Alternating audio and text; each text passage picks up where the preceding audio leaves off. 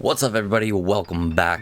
This is Lionheart, Elton, and Heart16. Welcome back to the Pride Lands. Still don't know if we're keeping that, but yeah. Also, like, sorry about all this, and all this.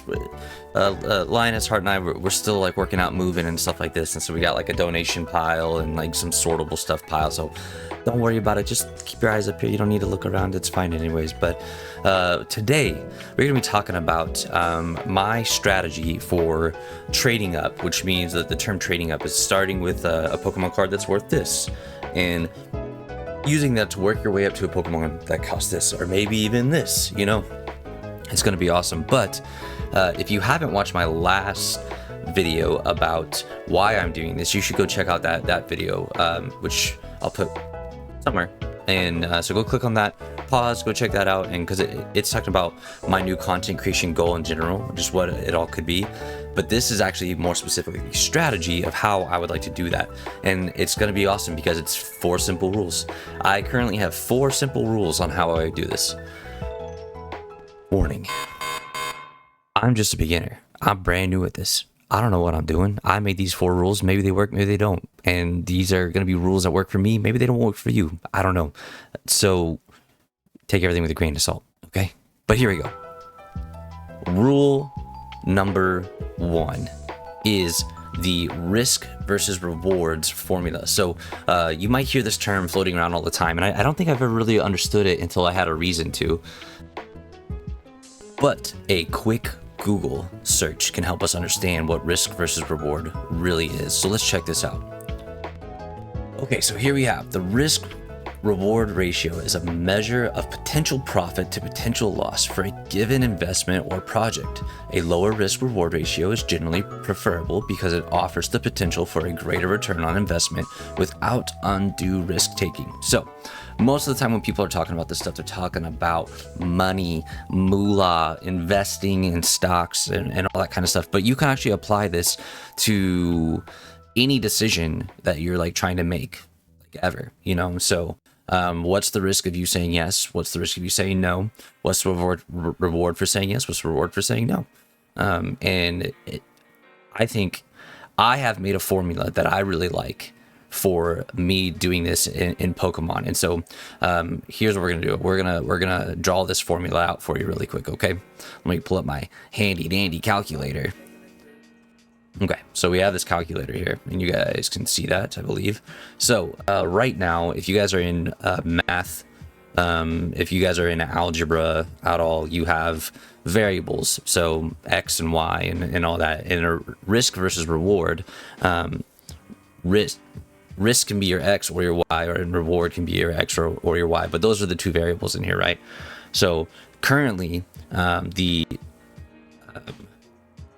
oh man, I can't do variables on this calculator. Okay, we're gonna have to like write it out on like a notepad. Should have thought about all this beforehand. Maybe I can draw it. Sketchbook app. I've never opened this before in my life.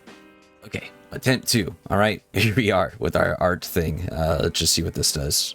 Okay, cool. And then we can undo it. Perfect. Okay, so in risk versus reward, you're gonna have your risk, which is X, and your reward, which is Y, and then you're gonna have your equal. So in Pokemon trading cards, the risk is the card purchase. How much does it take you to buy the card? Okay, so if you have a, you know, the way I like to see it, if you're just buying packs, whatever hit you get from that pack is whatever the pack cost you. So right now packs are about $5. If you pull the crazy super secret rare Charizard that's worth $1 million, it only costs you $5, and you got that card. That card cost you $5. But we know that is not typically, the $5 risk is not typically worth, because then the reward there is the $1 million that the Charizard is worth. Typically 5 does not equal 5 divided by a million, right? Does not equal the proper like reward. Okay, so realistically, you're gonna be looking, if you're looking to trade up cards, you're looking to look at like TCG Player or eBay or anything like that. So if we just pull up really quick, I'm gonna use a specific card for example today. So we're gonna go to price chart for Pokemon, and we're gonna type in Darkness Energy. We're gonna be working with this card today because this is the card I've recently just purchased, and I want to tell you guys why. Okay, so if I get my fat head out of the way, you guys can see that typically you can buy this card for $24.75. So in our risk versus reward formula on this pad, X would be 20, for 74. Goodness, that is atrocious handwriting, but you know what? It's what we got. And the reward would be if I can find it, right? This is the tricky part. If I can find one on eBay that only cost me $24.75, I think I did $24.74, whatever, and find one that looks like it's going to be a PSA 10, the reward would be $137.82. So the Y is 137.80. Holy crap, 8s are hard. 82. There we go. We got it eventually. Now we would just go back to our calculator and do this math. Where's our calculator? Didn't I pull up a calculator? Let's make this clean and easier to understand. Let's just look at the calculator by itself, okay? Now, so the card cost was 24.75 divided by 137 and some change. I don't remember what it was. And we come up with this number, 0.180. What in the world could this number mean? Let's go back to our formula page really quick. 0.180. 0.180. Oops. Terrible. You guys get it. So whenever I was first trying to learn what this risk versus reward thing means, I was like, how in the world can this number actually represent anything? But it's really what I wanted. I wanted a number to represent the risk versus reward ratio to help keep me honest. And then I realized, okay, what it actually means is the closer you can get this decimal to be 0, that is how much risk there's. The closer it is to 1, that's like 100% risk. You have 100% risk here. If it's 0, you have 0 risk.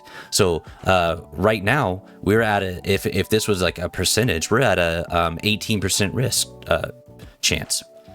Man, that's crazy. So another way to look at it is if you flipped these two numbers and actually divided 137.82 by 24.75. So let's do that instead. 137.82 divided by 24.75 equals. So now you have a different decimal. You have a 5.56. This representation, if the numbers are flipped, that actually means how much money that you would how many times you would multiply your profit. So you would make 5.5 times your money if this all worked out.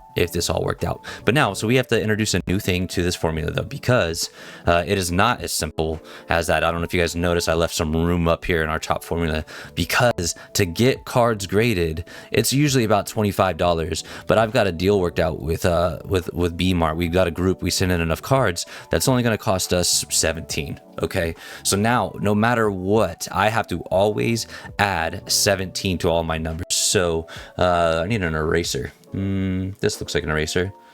Yeah, it is. So what was 24.75 is actually let's see, what's the math? 42. That's not the math. I'm not that good at math. I better check. 24.75 plus 17 equals 41.75. I was close. So our top number is actually, I'm still on an eraser. I'm getting used to this drawing pad though. 41.75. Okay. So now the new math here is 41.75 divided by 37. All that's going to mean is this number goes up. This decimal goes up, and if you flip flop them, that amount of money that you made on top of it would go down. So the new question has to be, what range would you be comfortable operating in? And so that's another Google search that I did, and they found out that the ideal range for risk versus reward is actually a 1/3. So 0.3333 is as far risk as you want to take. So I'm trying to set a more accountability for myself. I'm actually setting my accountability at 1/4. So if this decimal ever goes over 0.25, I'm uncomfortable making that risk. Okay. So let's, for those of you that hate formulas and would rather just see this laid out like this, here's how we're going to do this. Okay. Basically, scroll up, this darkness energy, this gold hollow darkness energy from Pokemon Shrouded Fable. Basically, here's how we're gonna do this. 24.75 plus the $17. Okay, plus the $17 that it takes to grade it for me, right? Which was $41.75. Is 137.82 more than 41.75? If the answer is yes, good deal. But here's the thing, almost every PSA 10 is going to be like more than the ungraded plus $17. The real problem that you have to ask yourself is what happens when you miss. What happens when you miss the PSA 10 and you get the 9? So all of a sudden you turned in a $41 card that cost you $41 for the grading, because remember that's part of your card's worth now, is because you basically, whenever you get it graded, you're adding the grade fee to the card.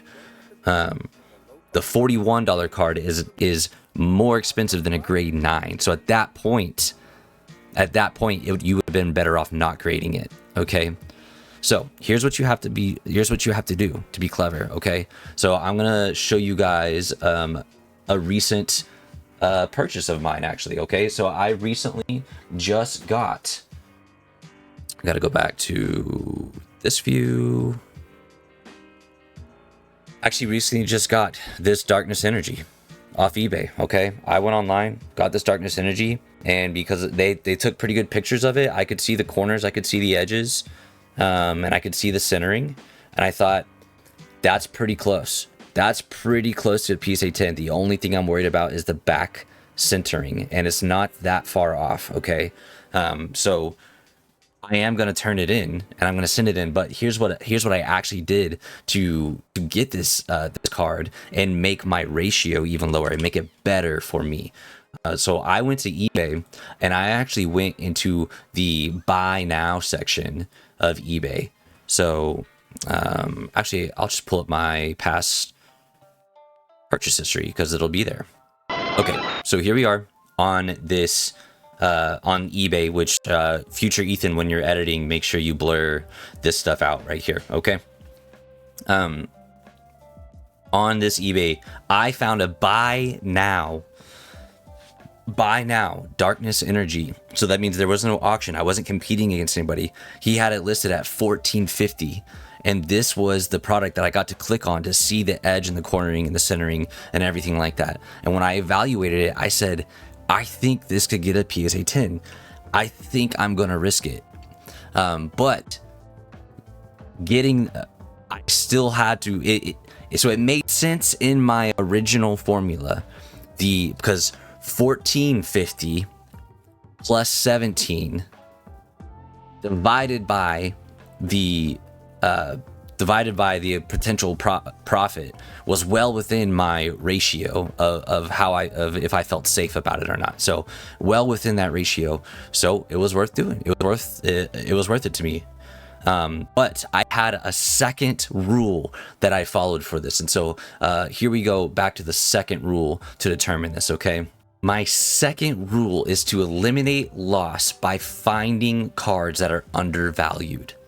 That card, all I have to do is go to the price chart again to find out that card that I bought for $14.50 is going for $24.75, and the price is growing 2.94 like over whatever this average is over this time period. For all time since August, because this card's only came out like recently.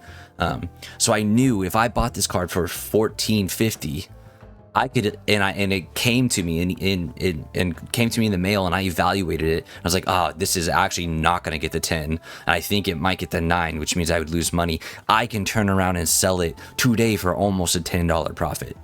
So I am going, like, luckily I have my friend B Mario, who's actually gotten pretty good at this PSA 10 thing, and he gave me some pointers on how to eliminate my non PSA 10s, and I found this card, and I would feel comfortable showing this one to B Mart and saying, hey, I think this card could go for it, and he might say no, and if he does, that's fine. I'm gonna make almost $10 on this card that I got for $14.50. So that's the first 2 rules, and that's how you make sure you're not losing money along the way.